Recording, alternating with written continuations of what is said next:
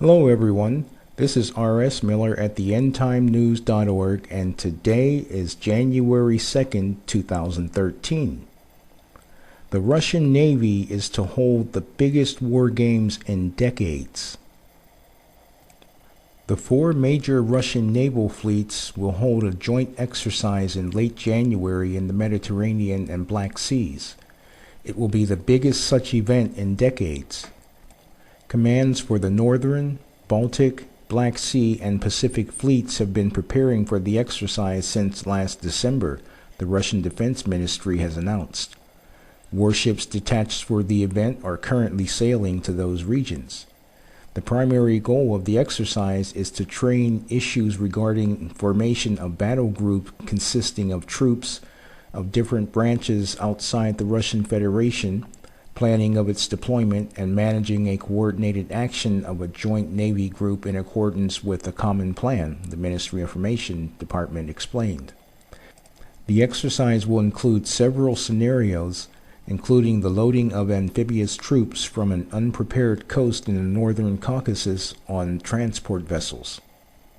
The announcement comes days after the launch of the nuclear-powered submarine Vladimir Monomakh, the third Bory-class strategic submarine cruiser produced in Russia. The vessel, armed with Bulava ICBMs, will become part of the country's nuclear deterrent force after completing sea trials. The Russian Navy's 5 fleets each have their own headquarters. The strongest, the Northern Fleet, is based in Severomorsk in the northwest of the country. The Baltic Fleet is based in Kaliningrad, the western Russian enclave of the coast of the Baltic Sea. The Black Sea Fleet is based in Sevastopol, Ukraine, from which Russia rents a naval base. The Pacific Fleet is based in Vladivostok in Russia's far east. The Caspian Flotilla is the smallest in the Russian Navy, but is the strongest naval force in the enclosed Caspian Sea.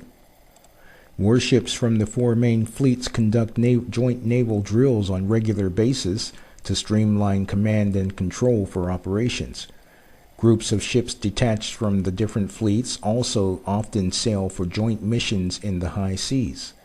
The patrol in the Mediterranean in August 2012 drew worldwide attention amid rumors that the ships would become involved in the Syrian civil war. IDF and Syrian rebel officers meet clandestinely in Jordan. Israeli officials have been holding talks in Jordan with Syrian opposition officials in advance of a possible Israeli-U.S. operation in Syria to protect the Golan Heights. Western intelligence sources reported Tuesday, January the 1st. There was no further information about this operation or how rebel commanders were involved in military plans to protect the Golan Heights. Altogether, the goings-on the Israeli and Jordanian borders with Syria are in deep hush. But European intelligence sources, some of them French and Russian, reveal nightly clashes taking place between U.S., Jordanian, Israeli special forces and Syrian rebels on the one hand, and Syrian special forces on the other. Feiglin urges giving Arabs a $500,000 one-way ticket. Likud Knesset member candidate Moshe Feiglin, indicted for trying to prostrate himself in prayer on the Temple Mount, wants to pay each Palestinian Authority Arab $500,000 to leave Israel. He unveiled the proposal at a sovereignty conference sponsored by the Women in Green, and which is discussing ideas for Israeli annexation of Judea and Samaria, or part of it, and for removing it from military control, as Israel did with the Golan Heights and areas in Jerusalem that were under Jordanian occupation before the Six-Day War in 1967. The country pays 10% of its gross national product every year to maintain the two-state solution and the Oslo Accords, Feiglin said. President Obama gives a speech at the White House after the vote was passed, narrowly averting the fiscal cliff. Happy New Year, everybody. Happy New Year. A central premise of my campaign for president was to change the tax code that was too skewed towards the wealthy at the expense of working middle-class Americans. Tonight, we've done that. Thanks to the votes of Democrats and Republicans in Congress, I will sign a law that raises taxes on the wealthiest 2% of Americans while preventing a middle-class tax hike that could have sent the economy back into recession and obviously had a severe impact on families all across America. I want to thank all the leaders of the House and Senate. In particular, I want to thank the work that was done by my extraordinary Vice President, Joe Biden, as well as Leader Harry Reid, Speaker Boehner, Nancy Pelosi, and Mitch McConnell. Everybody worked very hard on this, and I appreciate it. And Joe, once again, I want to thank you for your great work. Under this law, more than 98% of Americans and 97% of small businesses will not see their income taxes go up. Millions of families will continue to receive tax credits to help raise their kids and send them to college. Companies will continue to receive tax credits for the research that they do, the investments they make, and the clean energy jobs that they create. And 2 million Americans who are out of work, but out there looking, pounding the pavement every day, are going to continue to receive unemployment benefits as long as they're actively looking for a job. But I think we all recognize this law is just one step in the broader effort to strengthen our economy and broaden opportunity for everybody. The fact is, the deficit is still too high, and we're still investing too little in the things that we need for the economy to grow as fast as it should. And that's why Speaker Boehner and I originally tried to negotiate a larger agreement that would put this country on a path to paying down its debt, while also putting Americans back to work, rebuilding our roads and bridges, and providing investments in areas like education and job training. Unfortunately, there just wasn't enough support or time for that kind of large agreement in a lame duck session of Congress. And that failure comes with a cost, as the messy nature of the process over the past several weeks has made business more uncertain and consumers less confident. But we are continuing to chip away at this problem, step by step. Last year, I signed into law $1.7 trillion in deficit reduction. Tonight's agreement further reduces the deficit by raising $620 billion in revenue from the wealthiest households in America. And there will be more deficit reduction as Congress decides what to do about the automatic spending cuts that we have now delayed for 2 months. I want to make this point. As I've demonstrated throughout the past several weeks, I am very open to compromise. I agree with Democrats and Republicans that the aging population and the rising cost of health care makes Medicare the biggest contributor to our deficit. I believe we've got to find ways to reform that program without hurting seniors who count on it to survive. And I believe that there's further unnecessary spending in government that we can eliminate. But we can't simply cut our way to prosperity. Cutting spending has to go hand in hand with further reforms to our tax code so that the wealthiest corporations and individuals can't take advantage of loopholes and deductions that aren't available to most Americans. And we can't keep cutting things like basic research and new technology and still expect to succeed in a 21st century economy.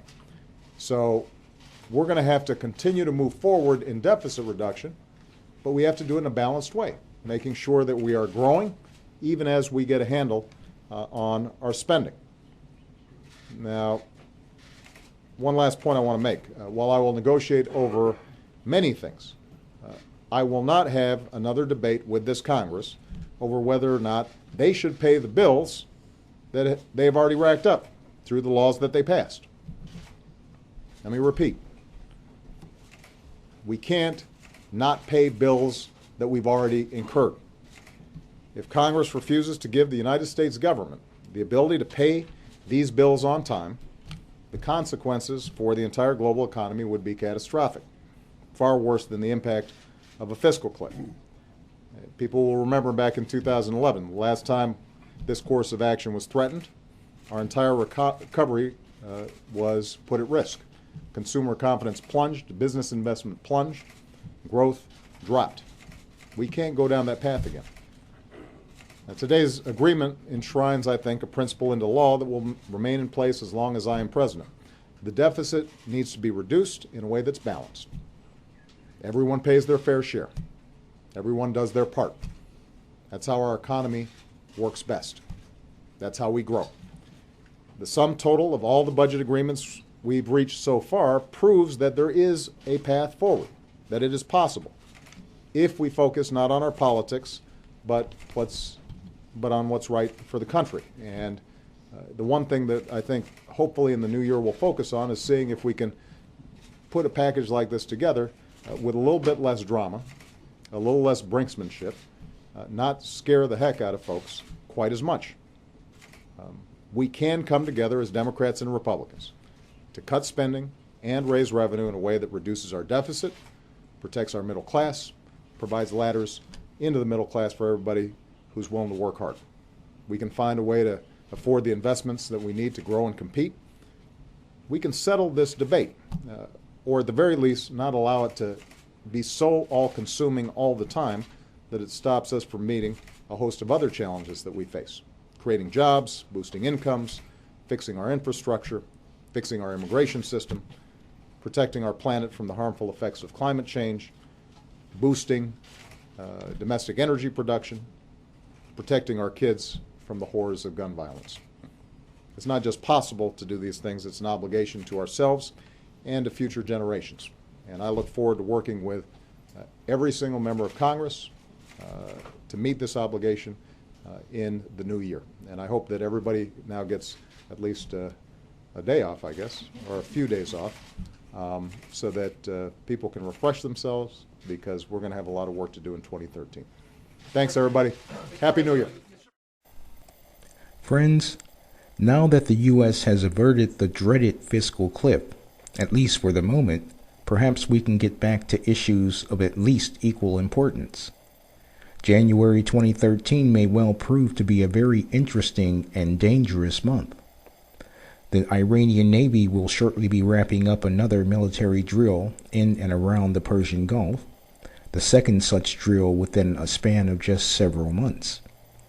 Israel, Jordan, and the Syrian rebel commanders are allegedly holding meetings to discuss what to do about Syria, including the frequently and largely unreported assaults by Syrian special forces in the Golan region. There are reports circulating that the West has confirmed that Assad used some form of chemical weapons on the rebels, albeit in a limited fashion. The Russians already have multiple warships in the region for the purpose of evacuating Russian citizens from Syria should the need arise. Then, when one considers the following facts, it appears as though something big is going on. Fact 1. It is the largest Russian naval drill in decades. 2. It is scheduled for near the end of January, which just happens to be when the Patriot missiles will be set up and operational in Turkey. 3. The Russian Navy's new stealth missile-carrying nuclear submarine has just been completed and is currently undergoing sea trials. 4. The Syrian crisis is critical and expanding and routinely spilling cross borders and threatens to ignite a wider war. 5. Both Syria and Iran are on NATO's agenda for military intervention. And 6. It's being reported that Russia and the U.S. are entering a new Cold War. Tensions are high, and so are the chances that a major conflict will break out sometime in 2013.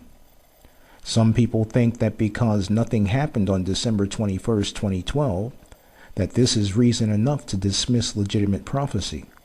But remember this, the so-called Mayan prophecy had absolutely nothing to do with the Bible. In Zechariah chapter 12, it reads, "Behold, I will make Jerusalem a cup of drunkenness to all the surrounding peoples, when they lay siege against Judah and Jerusalem, and it shall happen in that day, I will make Jerusalem a very heavy stone for all peoples. All who would heave it away will surely be cut to pieces, though all the nations of the earth are gathered against it." Skipping down to verse 9, it says, "It shall be in that day, I will seek to destroy all the nations that come against Jerusalem. This prophecy has yet to be fulfilled, but it will soon be. We are living in the last days, and though we don't know the day or the hour, we will know when it is near, even at the doors. Are you saved? Follow the link below and pray the prayer of salvation with a sincere heart, and you will be saved. It is my prayer that God bless each and every one of you with ears to hear, eyes to see, and a heart to receive. In Jesus' name, amen.